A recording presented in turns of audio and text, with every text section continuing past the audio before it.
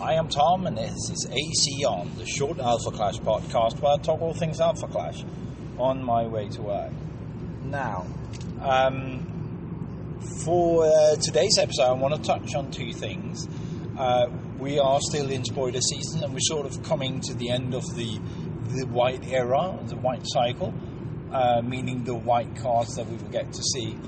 And there's been some news to the organised play side of things, or the competitive side of things. So, yeah, let's talk about all that. Now, starting with the spoilers, I'm not going to go through every spoiler, even though there are quite a few interesting bits, and I've talked about I sort of seeing a theme, and that theme continues, at least to the spoilers.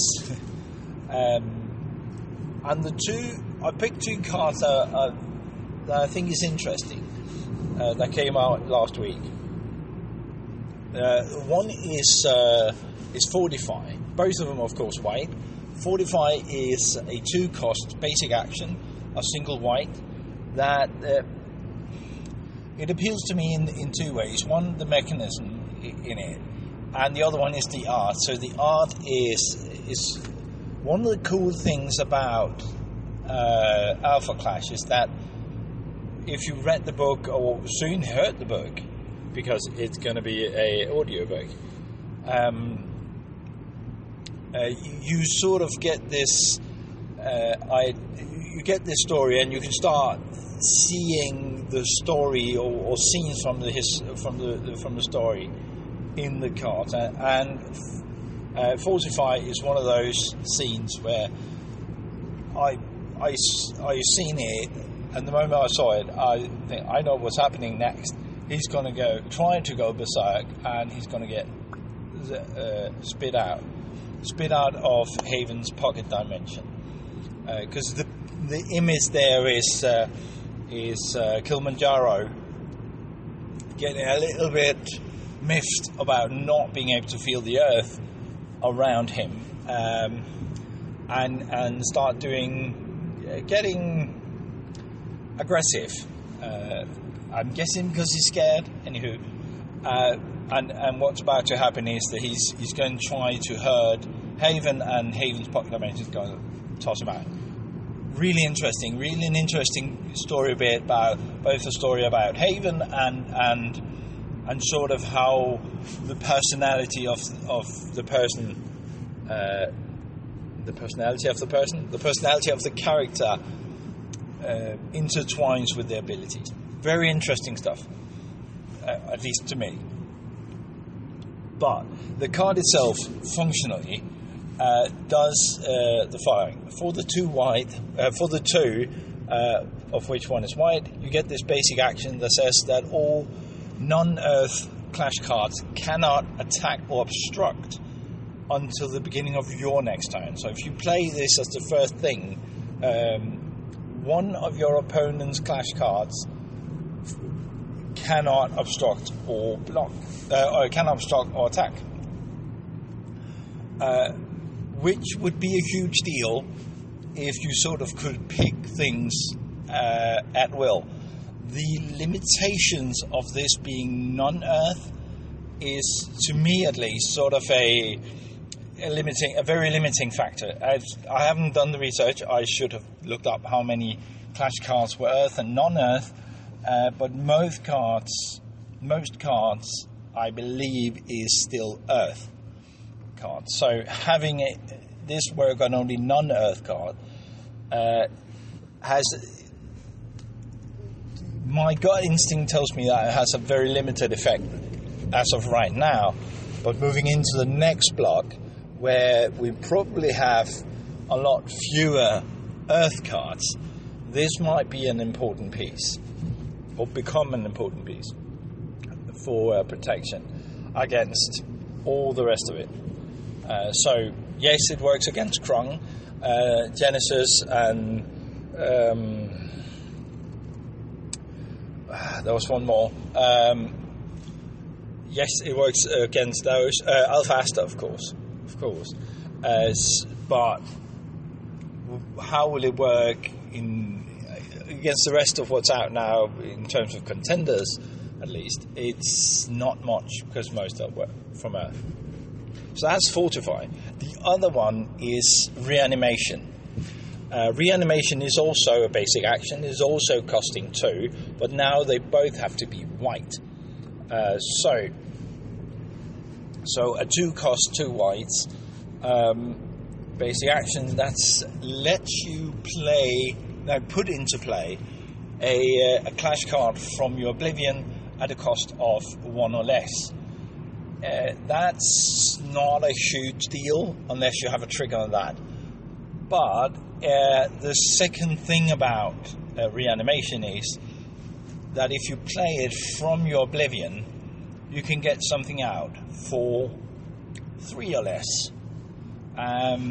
Now, I haven't found a way to play actions from Oblivion. There's probably a way, and maybe I should have been looking at the new Clarity Contender for an ability to do this. I forgot. But once you can do this in a fairly controlled manner, I think this is looking really good. If I can find a mechanism where I can play these actions from Oblivion, that's going to turn out really well getting blockers for me.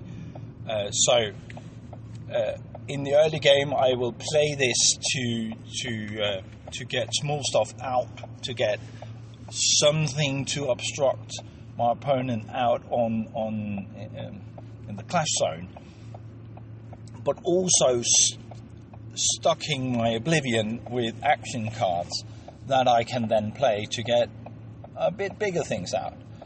There might be a really good thematic thing, well, not thematic, a really good defensive thing once you start moving through the game and you have components that you want to keep around, but you also want to swing with them, because your win condition is your 5/5 flying Lin or something. You sort of need it to stick around and not fall prey to your opponent's abilities, or your opponent's clash card being able to sort of attack it directly. You want obstructors, but you don't want to spend your resources on something big and great. But now you can do this from Oblivion. I think that is a really interesting sort of build-up and perfect for this. This is white, but it also really speaks to the black-white contender setup with clarity in equilibrium. So again, a couple of great things to look forward to. I believe these are common and uncommon, so they're not going to be hard to find when you start cracking packs, if you're into that. So really interesting. Just shortly, I also want to talk about this. The news that came out about competitive play. Now, the news is predominantly around the Clashgrounds in Las Vegas and in Pasay, that being the US and the Philippines. We really need to get this going in Europe so we can get our own Clashground. Anyway, Clashground is a tier 1 event, but out of 4. But we only ever had up to a tier 2 event, the Pro Tour last year, ClashCon and in Manila. So this is a kind of a big deal. What they did this time is that, of course, Gambit is now out. They changed the way that you now earn points and how you score. So they sort of went to a point system. They updated the point system so that you have a reason to fight, to play the game, even if you're already won one game.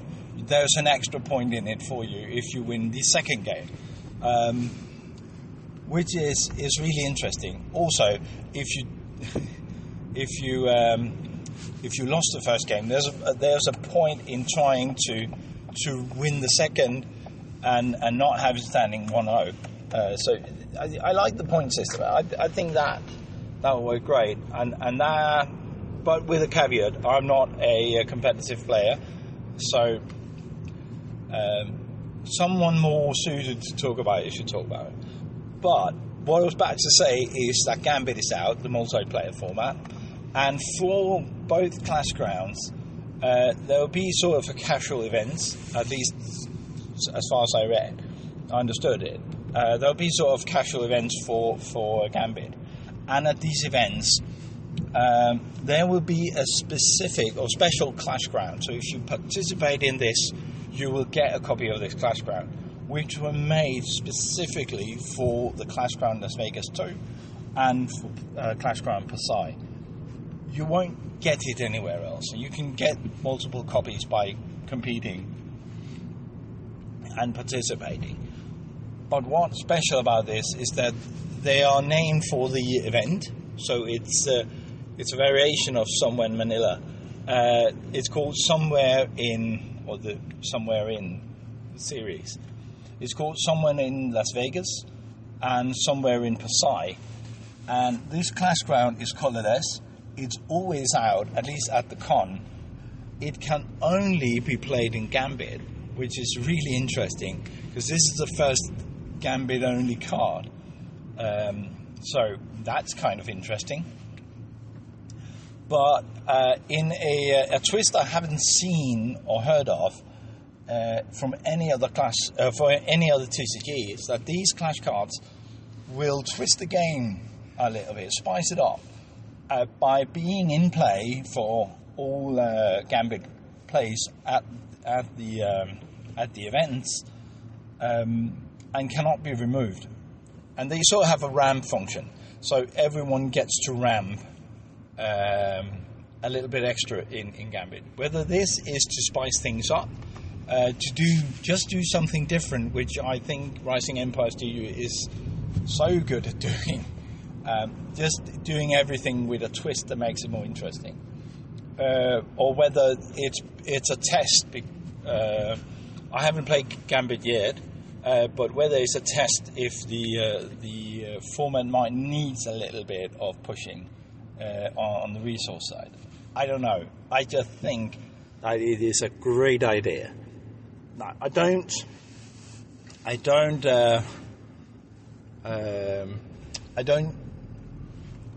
think that we will be seeing much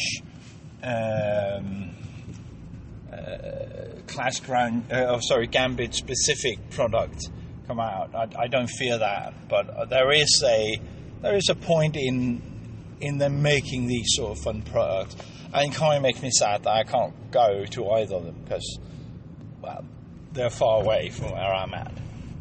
Anyway, that's the points I want to make. It's looking really interesting. There are new twists, and the spoiler season is looking quite interesting, in my opinion. So, all in all, I think we're in a good place going into what I suppose will be blue and reds. Whoever comes first. I'm gonna say red. I think the next cycle we're gonna have is red.